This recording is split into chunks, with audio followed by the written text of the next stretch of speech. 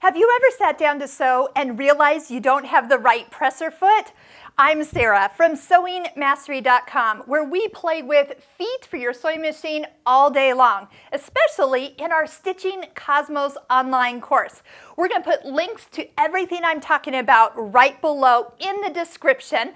Plus, make sure you subscribe and give us a thumbs up when you get to the end of this video. So, what I'm talking about is a non-stick foot. If you're working on anything like vinyl or leather, there's lots of fun projects that you can work with.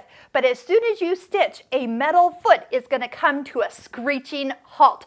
If you try a decorative stitch, not even going to look like the stitch you pick because it's going to get hung up. You need a foot with a non-stick solution on the underneath side. So you might have one already in your collection, and I want you to go check and see if you do. If you realize you don't, buy one. It's one of those feet that you don't know you need until it's too late.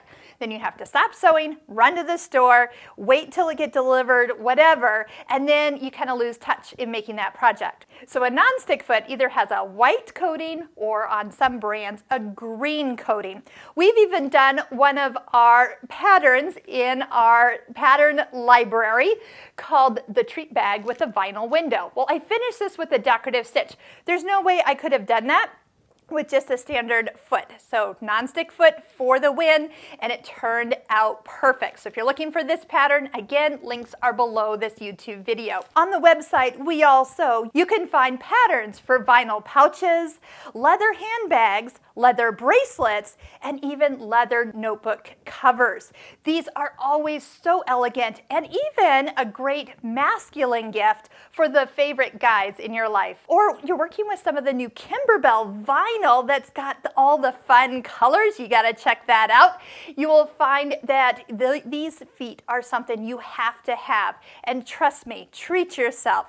We love presser feet at sewingmastery.com because of all the feet we feature in the Stitching Cosmos course.